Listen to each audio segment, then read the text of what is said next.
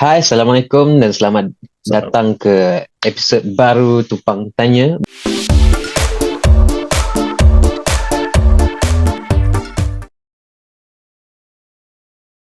bersama saya Najla, a law student in the UK, and also Uncle Mazri, a social political analyst. Jadi, in this episode kali ini, we will talk again about Malaysia. So, as we know, this new government has reached 1 year. So the topic of this episode will be Kerajaan 1 tahun, berjaya atau tidak. So my first question to you, Uncle Mazri, is kerajaan with the span of 1 tahun ni, do we see much change? Adakah tempoh 1 tahun tu cukup atau tidak untuk menilai satu kerajaan? That's a perennial question, since I think people have been asking that question. And interesting thing is, I think government is judged in a few phases. First phase is the 100 days, very important. First 100 days impression is always important. Then you have another 6 months after that to fix whatever impression that you inadvertently create in the 100 days. After that is smooth sailing or is downhill all the way. In order to judge or to analyze whether a government is successful or not, we need to be very careful in the sense that we first need to establish what do success look like. So and each country have their own measurement to assess whether the government is successful or not. I think most important in this day and age is whether there is quality economic growth. And that must be linked to whether the people, the citizens are feeling they are more well off than yesterday and they have a potentially better future. So if you have, say, high growth, consistently high growth, and you must be careful because high growth in one country may seem not so high growth in another country. So you have high growth, but when the government start to communicate, we are in the midst of prosperity, economic indicators, the economic metrics is showing high growth, low inflation, low unemployment, but you must ask whether the people are feeling this, whether they are getting more bang for every ringgit they have. That is important to us. If the people, you look at all these numbers, oh, it's good, it's excellent. But the people are feeling that they are not well off, not more better off than yesterday. The cost of living is very high. They get less for their 50 ringgit. That's where the trouble starts. There must not be a disconnect between the government view of things and what is happening on the ground. Government cannot believe in their own propaganda. Very important. Since I'm away in the UK, my simple question is to you is apa jadi kat harga barang sekarang? Is naik ke turun ke? Because I feel like the easiest way kalau kita nak menilai kepuasan rakyat harga barang. The good news is I don't do groceries since I don't cook at home. So I think the most thing that I buy is always instant meat and eggs. But you hear the complaints. I mean, you go, as I do, eat out a lot. You see that the price is somehow is very, it's not what you used to get maybe 10, 20 years ago. And there's a quantity and inequality. And that's for me is that is very important, the perception. And I believe, as I say, 100 days, 6 months, there must be for any government the vision. What do you want to achieve? I believe in American politics is campaigning. Usually, those who are successful to be elected president and then to govern. When they are campaigning, they campaign on so many issues that they know that is important to the people. But when they govern, the successful one is the leaders that choose a few issues, achievable, low-hanging fruits that they know can be done, can be pushed through the legislation, can be pushed through the legislature, will have the support and touch the lives of the people. Uh, so that is I think. So when reading about politics and government, what the government is doing in the United States, in the United Kingdom, you sense that it's easier to understand than reading Malaysian politics. Because you know, okay, Prime Minister, Chancellor, let's check, communicate. This is what the government want to achieve. In America, State of the Union speech by the American president will lay out what they want to achieve. But in Malaysia, it's quite hard to understand. I've lost all ability to understand. I think for the past 5 years, we do not know what they want to achieve. I see, I see. Going back to what Naim said about prices, when the rakyat feels like they are not better off than they were yesterday, wouldn't this, I think, create feelings of political abstinence? So people start to, I guess, not want to participate in elections anymore. For example, people don't want to vote because they think, oh, nothing will change. Because I think we see this happening a lot recently. And people don't really have that much faith in the governing body anymore. I think you are right. Voting may have percentage may have gone down, but the bigger issue is the distrust of politicians. I think people some years ago, maybe 40, 50 years ago, politicians are like in Razak's time, they are trusted. But nowadays, an MP or state assemblyman, I don't think they have the same social stature in the eyes of those who elect them or they serve, the same as it used to be. But that is not only true in Malaysia. In the United States, it's worse. United Kingdom is coming to that. And that is unfortunate because leaders are elected to lead, to bring the country into a safer harbor, to bring the country into an era of prosperity. The role of the government is to do things that the people individually cannot do themselves.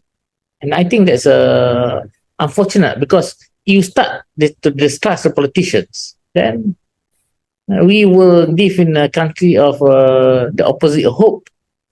How do you change the system then? Then you start not going out to vote. Then what will happen? Survival of the fittest. Those who are born in the right setting, born in the right family, can have a better life. Then social mobility will be shut off. That is the most dangerous thing. We must have a country where you can aspire for a better future, and you have the way. The government provide you the mechanism to achieve your objective. The government can ensure outcome, but the government can ensure a somewhat level playing field that you can achieve your dreams. Since we have another orang muda besides me, which is so Najla, I would like to ask for your opinion on the current government. Do you have anything that you know or what you understand about kerajaan sekarang? How do you feel about current Malaysia? Okay, so for me personally, because I study law, jadi I've been looking at the separation of powers between the government and also the judiciary body. And because we've had the recent Syed Saddiq sentencing, my peers and I, we've been discussing how disproportionate it is, because if we compare this to Zahid's trial with 47, I think, charges dismissed, it's very stark by the difference between the two. Jadi, I've been thinking about how the government should implement more measures to make sure yang there is a separation, and because the kerajaan also has ties to UMNO, obviously, how can they navigate themselves out of all of the corruption scandals that have been going on, and ensure yang people can trust them, and I guess make sure yang they don't mix up for example, politicians or ataupun criminals who are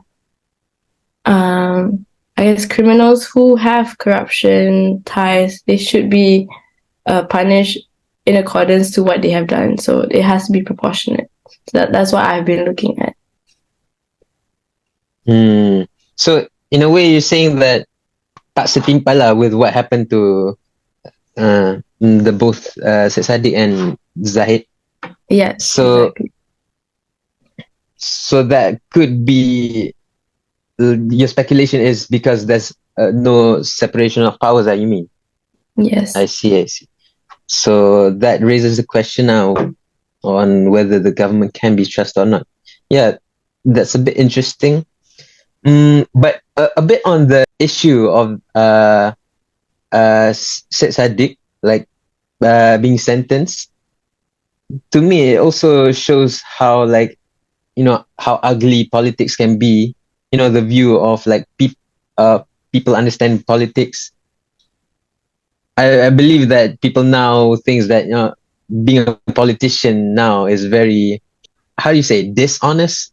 Like the general understanding that a politician is bad. So Anka Mazri, what do you think about that? That view, the negative view on politics.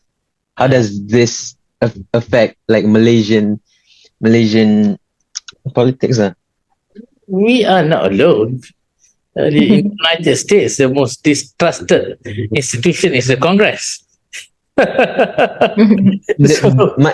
My concern is just that how can this understanding still, how is it still alive if people already like have that negative understanding towards it? I think the problem with any system is we seek to strengthen the institutions, and every time people come up with new ways to improve and strengthen the institution, that's good. That's all well and good. But the people that work at the institution, that is something forgotten. If good people, idealistic people, like young people, see politics as dirty, don't want to get their hands dirty, then what hope do we have? Because the institution may be perfect. You see, the story of the United Kingdom is very important. You see, in the United Kingdom, actually there's no separation of powers like our system. Much worse, there's no codified constitution. But somehow, in the United Kingdom, the unwritten rules is important and observed. But in Malaysia, even if we write the rules in very clear terms that cannot be misinterpreted, people will still find a way to misinterpret it, to make it to twist it until the original intention is not. That's why I disagree actually with this suggestion to separate the function of prosecution from the role of the Attorney General. And they would like to say, they have a director of public prosecution. See, in the United Kingdom, they have an Attorney General who's not director of public prosecution, decide on the public prosecution. But you must remember, in the United Kingdom, both the Attorney General and the Solicitor General is a members of Parliament. Attorney General in the current administration of Rishi Sunak is invited to attend cabinet, but not members of the cabinet. It depends on the Prime Minister. Solicitor General, so as an MP. So there's a logic why. In Malaysia, because we have a written constitution, the Attorney General is given power by Article 145 to initiate proceeding, to stop proceeding, to decide in which court to do. So let's think of a more robust way to ensure. Maybe we can go back to a time when the Attorney General is given the protection of a equivalent to a High Court judge, Federal Court judge.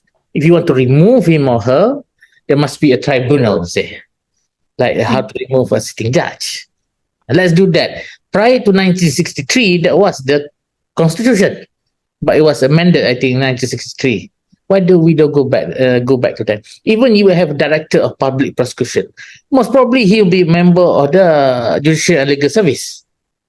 He will still be technically a civil servant. So let's have this practice when attorney generals are not appointed anymore from outside the service. No more from the private sector like in the old days. When they're 60, retire. Okay, but give them the protection while they are holding that position, that no government of the day, if they don't like a decision of the Attorney General, whether to prosecute somebody, to drop the prosecution of somebody, to do that, to be punished for doing that. Let's not have former federal court judges, sitting judges, to be appointed as Attorney General anymore. No. That too should be separated. And also the Judicial Legal Service Commission also should be revamped. In the sense that you cannot have one day they become magistrate court, next they become DPP. We must separate between those in the judicial line and the legal service line. Let's have two separate commissions and not chaired by the chairman of the Public Service Commission anymore, a separate chairman. So let's have these institutional reforms, practical institutional reforms. If you want to imitate from some other country, it's okay. Well, okay, it's good. But you must know the basis of why they are doing that. Yeah, that's why. So from this whole discussion, what I've understand now is that it's undeniable that people won't be 100% satisfied with the government. There are complaints, there are distrust. So before we end this discussion, and just a simple 1-2 sentence, and Uncle Mazri, on this government. So what do you think will happen next? Will it sail smooth after this, or will things go worse, or will it bloom, become better? What do you think, Uncle Mazri? My take is let's look at let's give them another 12 months, and the numbers will start to come out. Investment number will come out next year for this year. Economic growth numbers will be more. Then we can see whether there need to be take steps to maybe reshuffle the cabinet or whatever the government thinks is. See, so we'll just have to wait and hope for the best. As a Malaysian, I mean, we're all Malaysians. We just want what's best for this country. We hope that things will take a better turn. So I believe that is the end of this episode. So Najla, do you have anything you want to conclude? For me, I would just want to say, as we have come to see more and more youth getting involved in politics, it's very refreshing to see, and it's because it's not always the same people.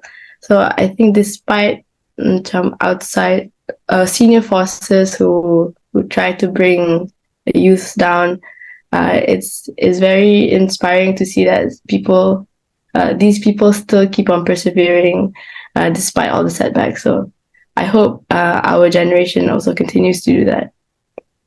InsyaAllah. InsyaAllah. So jadi again, thank you, to you both for joining this discussion in this episode. So that's all. Thank you very much, and assalamualaikum. Wassalam.